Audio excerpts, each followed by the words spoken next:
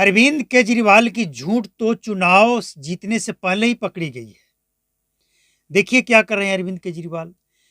Supreme court ने उन्हें हिदायत दिया है, रोक लगाया है कि आप सीएम ऑफिस नहीं जा सकते हैं, कोई भी ऑफिशियल फाइल पे साइन नहीं कर सकते हैं। अब एक तरफ उनके ऊपर ये पाबंदी है और दूसरी तरफ पे दिल्ली के सीएम आतिशी हैं और जो अरविंद केजरीवाल दिल्ली की जनता से वायदे कर रही हैं, उस पे वो खुद सिग्नेचर करके और गारंटी दे रहे हैं कि ये केजरीवाल की गारंटी है।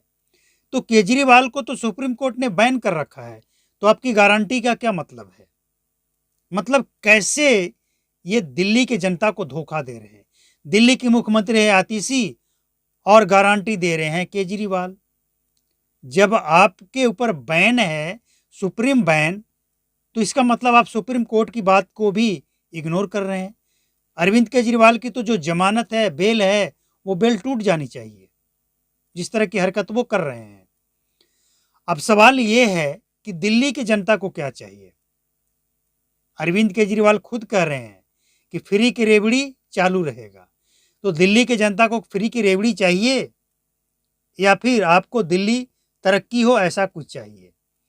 एक तरफ अरविंद केजरीवाल कहते हैं कि दिल्ली में सबसे कम बेरोजगारी है, दूसरी तरफ सबसे ज़्यादा फ्री की चीज़ें वो दिल्ली के लोगों को ही देना चाहते हैं। पंजाब के लोगों को क्यों नहीं? पंजाब में भी वो महिलाओं को फ्री महीने में पैसे देने की बात करके आए थे, वहाँ क्यों नहीं दे रहे हैं? और ये सारे बातें इलेक्शन के टाइम ही क्यों याद आता है? आप दिल्ली में कई वर्षों से शासन कर रहे हैं, तब क्यों नहीं, अब क्यों?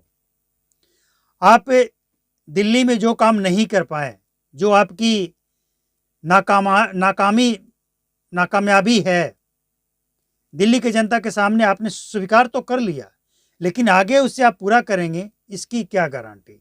आगे आपकी लड़ाई बीजेपी और एलजी से नहीं होगी, इसकी क्या गारंटी? इसकी गारंटी कौन लेगा? अरविंद केजरीवाल की गारंटी, तो इसकी गारंटी कौन लेगा?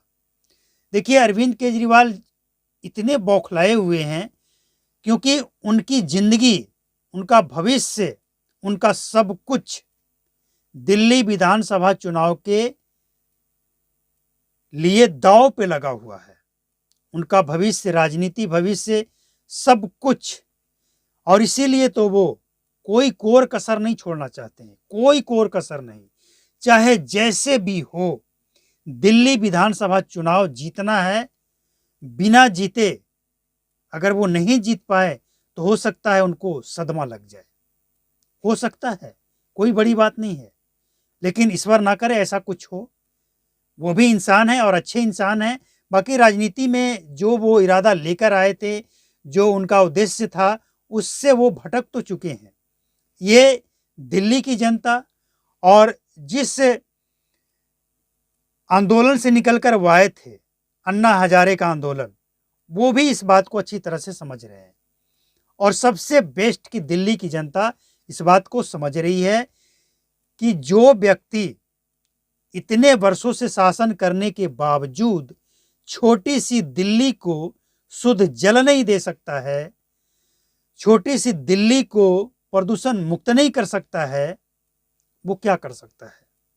उसके बातों पे आगे कैसे यकीन किया जाए, कैसे एतबार किया जाए?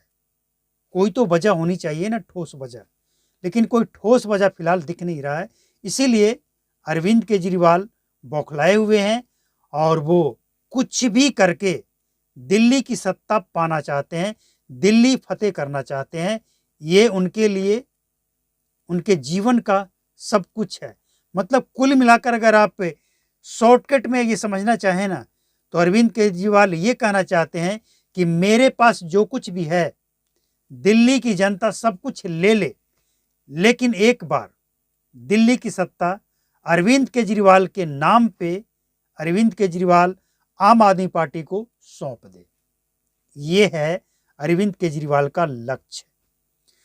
अच्छा, उनके कुछ नेताओं का हारने का भी डर है, इसीलिए वो पहले ही कह रहे हैं अपने नेताओं के बारे में कि हम मुख्यमंत्री बनेंगे, मनीष सिसोदिया उप मुख्यमंत्री बनेंगे और हमारी जो टीम है, पूरी की पूरी टीम पढ़ी लिखी टीम है, हम सब पढ़े लिखे हैं। तो पढ़े लिखे हैं, इसीलिए तो दिल्ली की जनता को इतने वर्षों से बेवकूफ़ बना रहे थे आप।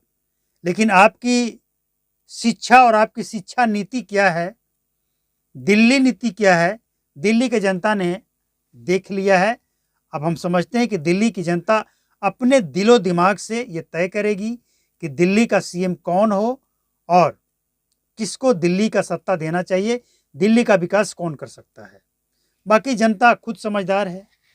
हम या आप क्या कहेंगे?